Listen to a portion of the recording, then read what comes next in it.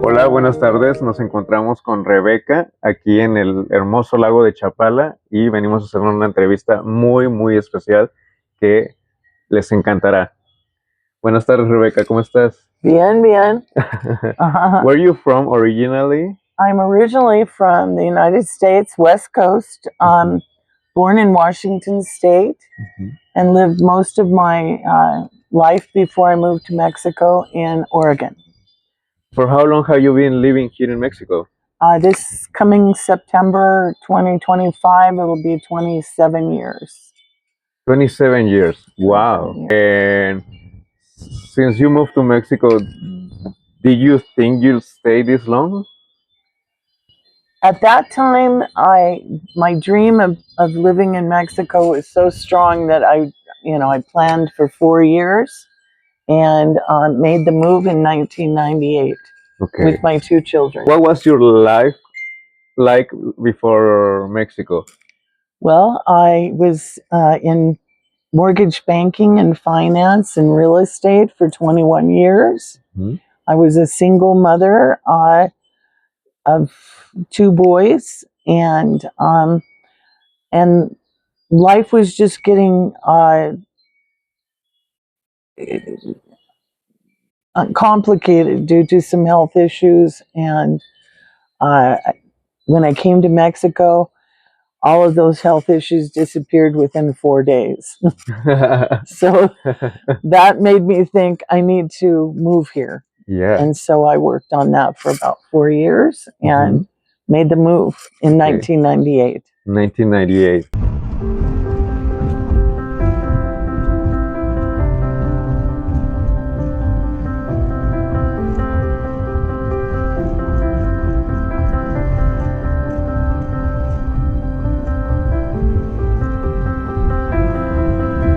What happens in 2007?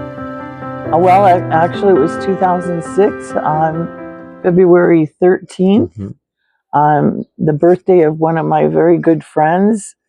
I was detained and taken to Puente Grande, Jalisco, which at that time I was living in Puerto Vallarta, about a 6-hour drive. And I was taken there under the pretense that I needed to make a declaration as a witness to something that had happened back in 2001. And then what happened with that? They told me that I would be returned the next day. And so the next 4 years ended up being how long it was.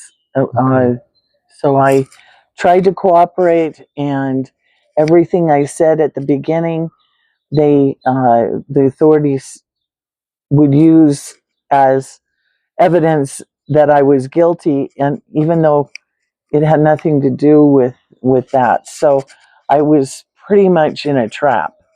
So you were basically wrongly imprisoned. Absolutely, yeah. Wow. And I had very little help. The consulate, the U.S. consulate, didn't help. I'm sorry, U.S. consulate, but you didn't help. And I had to work my way through the legal system. And remember, at that time, I did not speak any, maybe Spanish. little Spanish, very little Spanish. How did you survive to that? Well, several things. I had a great psychologist that the prison has on staff, and she spoke perfect English, and we became very close friends. We're still friends 14 years after I've been out of that prison. And she was very encouraging. My sister was just a very strong supporter. My mother also. So and a growing group of people that learned about what had happened to me. So I felt I felt very supported in those areas. But mind you, this was not an easy time. It was very difficult. Tell us a little bit about your life in prison. How was it? What did you? It was like the expectations you have about in Mexico, or Okay, so first, I had never been involved in any kind of legal problem in my 47 years. I was 47 when they arrested me. And I really, with the language barrier and the lack of understanding yeah, of what was going on, uh, I was totally unprepared for the situation that occurred. yeah, This prison is a women's prison outside of Guadalajara.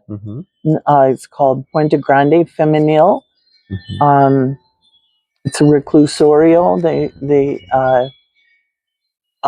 Purpose is for rehabilitation and reinsertion into the society.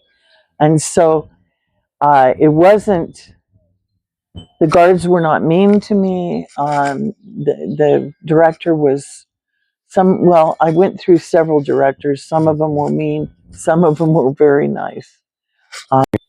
creating in the dark. While in prison, you made a doll for a little girl. How that happened? That happened because in Mexican prison, if you're arrested while pregnant, you can deliver the baby, keep the baby for 3 years. And in my cell, there was a 15-month-old baby, Lupita, who I used to call Lupizza. She had no toys to play with. She had a 2-liter empty Coke bottles that she would kick around. And so I began this uh, quest for somebody to make her a doll, because I think dolls are very important in all cultures Yeah, for a transition from being just with the mother, but to start the looking childhood, outward. right? Yeah. And so my gut became just very insistent that I find somebody to make her a doll. Nobody wanted to. Nobody was interested. And at that time, I didn't even hem my own pants. So I wasn't a big seamstress or someone that could sew. But that strong urge to give her a doll was there. So I made her one. The first doll. The first doll, and my psychologist that I mentioned before, which was she was a big support of me. She told me, "You need to keep making these dolls." And so I made the first doll. Lupita called her Mia, which means mine in Mexico, in Spanish. So anyway, Awesome. Yeah. that's how the first one started.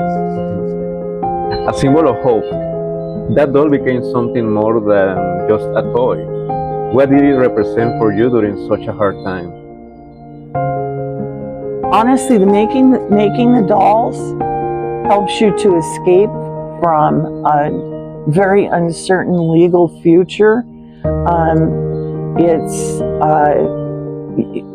an extremely long process that doesn't seem to go anywhere. So for me to be able to focus on making a doll, it gave me an escape, and I could spend entire days working on small projects. And then at the end of the day, I've improved my skills, and I've invented something new, and I was really proud of what was being made. Turning pain into purpose. That one doll grew into something much bigger, the Dolls Project. Tell us about it. Okay, so during this time, I had an English student who was working in the taller workshop making clothes, and a typical shirt like you're wearing, Okay. some collar, cuffs, buttons. The interna or the inmate would be given like $3 for doing the whole thing, and they were required to be in the workshop from 8 o'clock in the morning till 8 o'clock at night. They ate there, they worked there. So one day she told me that she had to get out of that. And she was looking for a way to make some money. And I told her that I made this doll for this young girl this young toddler in my cell, and maybe we should make 10. So that's what we did. We made 10 dolls. Wow. I taught her how, and we did it. And she named the project Original Friends Dolls. And she told me at the time, original because original is the same in both Spanish and English. Friends, everybody knows what a friend is. And of course, dolls. So to this day, they're called Original Friends Dolls.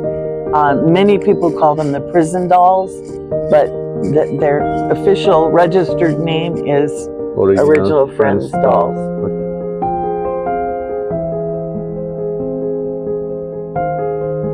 Every doll tells a story. Each doll has its own look and personality. Why was that important to you? Well, one thing is it's impossible to duplicate the doll. So those are originals. Yeah, so all of them have their own look, their own personality, and yeah, this is a beautiful example of a doll that we made over 5 years ago. That the owner of the doll passed, and the doll went to a charity. The charity person knew me and brought me the doll back. So this is one that has come back from, everything you give, everything comes back. It comes back, and it's a classic, beautiful example. Yes. This doll was made by Esmeralda, which was the woman who I started the project with. Okay. Healing through art. How has making these dolls helped the women involved? Have you seen any personal transformation? Yes, indeed. I need to give a little bit of background because we didn't bring other people involved until, well, there were a few extra doll makers while Esmeralda and I were both there. But when I was released, we continued the project, and so we needed to train different women on how to make the dolls. And mind you, the doll itself is almost 95% recycled and donated materials. So there's a part of that the person on the outside gets to feel like they participated with something important. And then with training the women, it gives them the artistic outlook. And when you talk about healing, I've seen women go from very angry and frustrated and bitter to absolutely gleeful and happy and wanting to share what their latest accomplished, what their latest dolls look like. My team, I have a few people that go with me to the prison on alternate Tuesdays. We bring food in, we bring personal items that they need, like toilet paper and shampoo and sanitary products and the things that they need, they get from us. And my It's team, amazing that you continue supporting the. it's been since I've been out of prison has been 15 years, and the project has been going since 2008. So this year is 2025. We have made over 2,600 dolls, and I have very few in inventory. So I look for venues to sell the dolls on the outside. But as far as art and healing, it really gives them, the women that are participating, it gives them income, it gives them money, it gives them creative outlet. It gives them hope. Some of them have never been positively told that they could do something. Yeah, something like this, and it converts them. It changes them. I just can imagine because it must be sad being in prison without nobody that can hear you or or respect you as human, right? So it's interesting how these dolls is the voice for them. Yes.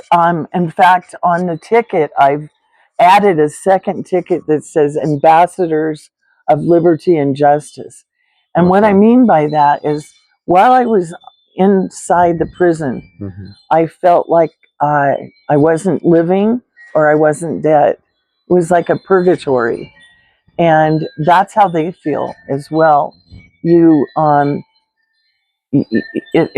even after I was released, it took years for me to put the actual event in the past.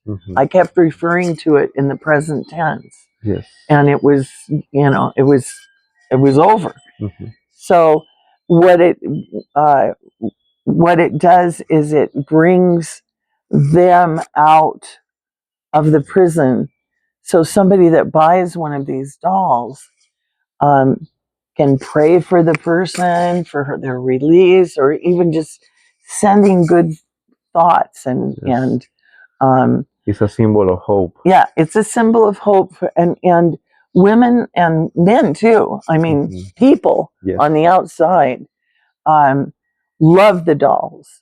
Many times if I go to an event and I set up the dolls, people will walk in and they'll put their hand out and they'll walk towards the dolls. I mean, they're like a magnet. Yes. And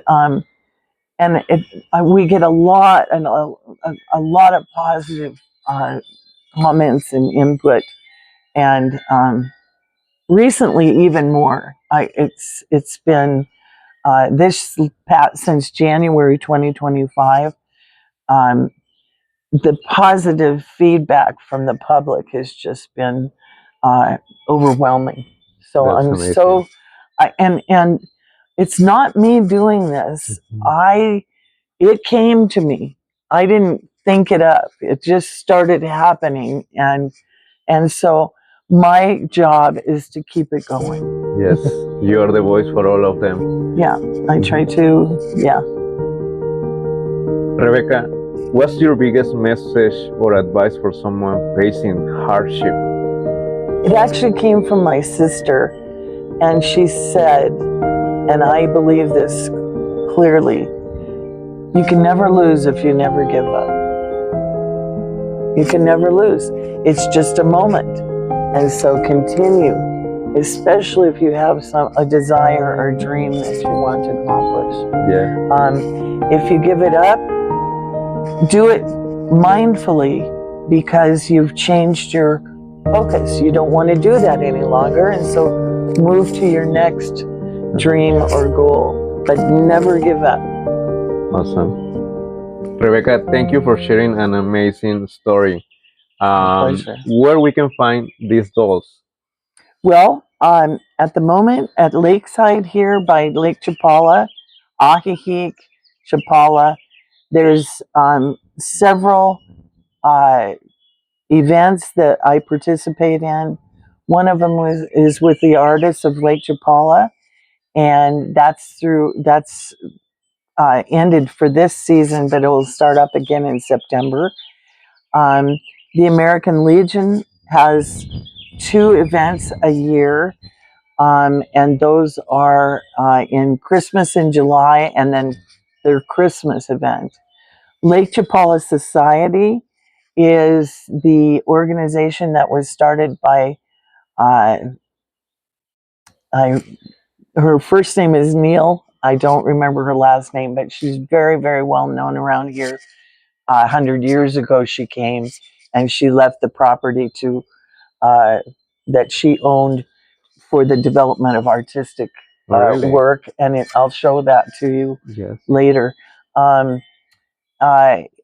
there's those and other possible options for San Miguel Allende, but the Puerto Vallarta, the Galería Dante is Puerto Vallarta carries the dolls in beautiful. She's been doing that for a couple of years, and then I have a restaurant in Jocotepec here locally, who's been Hermana, the owner, has been carrying the dolls. What's the name of the restaurant? Rincon de Frida. Okay. And he's been carrying them for at least 7 years, I think more. And that's about it right now. They're very special, but they need to be explained to people because once they know who made them, how they're made, how they're made, the amount of recycled materials that are used. And I'll say this, the people that donate are joyful about it because they're things that they've been collecting all their years are going to a project that are going to use them and convert them into something beautiful. So there's that. That's very artistic. Yes. I still amazed about your story. So, what's the future for Rebecca and for the project?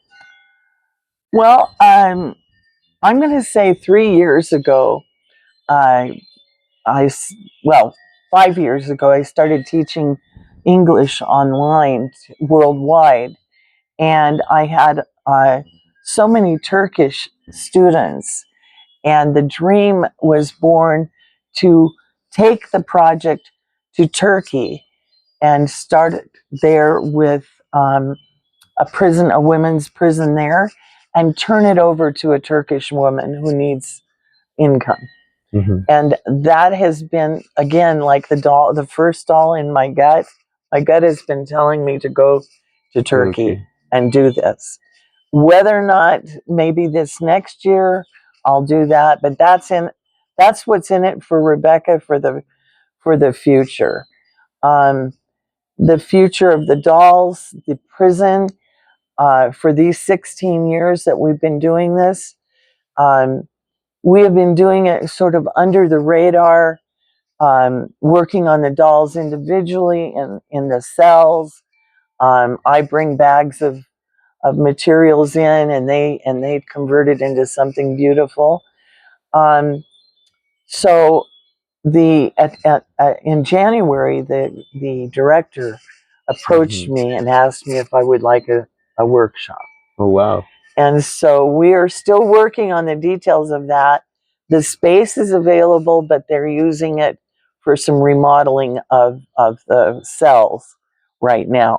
So once that's finished, we will take all of the materials that I have collected over the years, and we will add new doll makers. We will teach new people to make dolls, and there will be many, many more of them. How beautiful.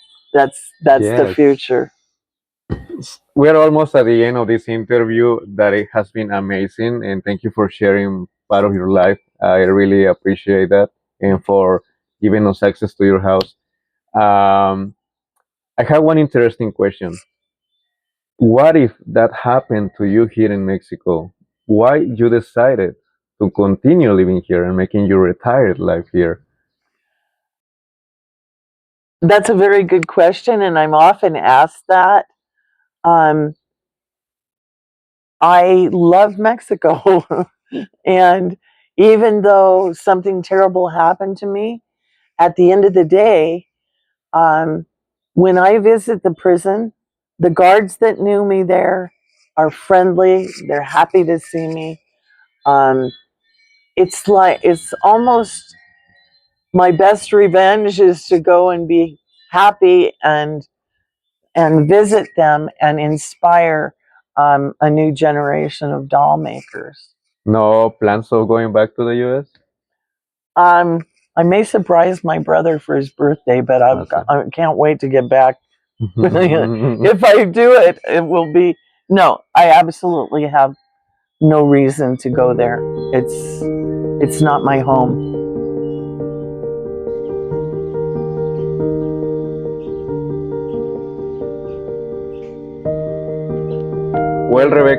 thank you so much. It has been a great pleasure to share experiences and also all this time with you. Thank you for allowing us to have access to your house.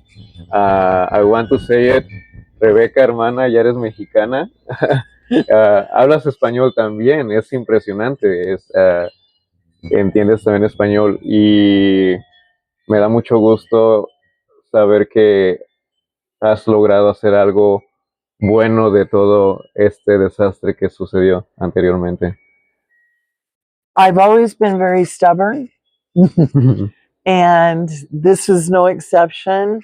I had my weak moments, but I really felt I needed to overcome this terrible injustice, and eventually it happened, and it happened after so long. It happened so fast that I couldn't even imagine what was going on. And when I was released, it was also a miracle because they started my case over as if I'd just been arrested 3 days before.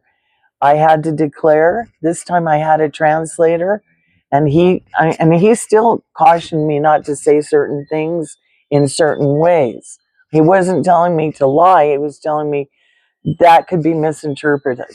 So I had the luxury of that. And then the most miraculous thing is the person who had been bringing official papers to the prison for me to sign for 4 years had somehow been promoted to secretary, and she did the whole thing. She knew my case inside and out, and normally the secretaries only get about 24 to 48 hours. She had 4 years. And so she knew that I was innocent. She made that happen, and I'm forever grateful to her and my public defender, Mario Lamas Guzman, one of the best attorneys in Guadalajara. Thank you. Thank you, Rebecca, again. So we will continue enjoying Lake Chapala, and here you have the dolls. If you want to know more about the project, I'll put the link below, and also you can contact me directly if you want to know more information or share the information with Rebecca. And you can get one of these beautiful dolls. Leo, I just want to thank you. I love you. You're a fantastic person, and it's been a pleasure to talk with you about this project so dear to my heart. Speaking of hearts, every doll, somewhere on their body, you're going to find a heart. Okay. She's got one hanging right there. This one's here. So that's one of the trademark things that we put on every single doll.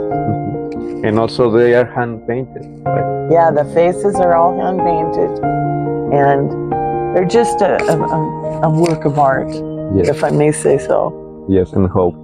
Thank you so much.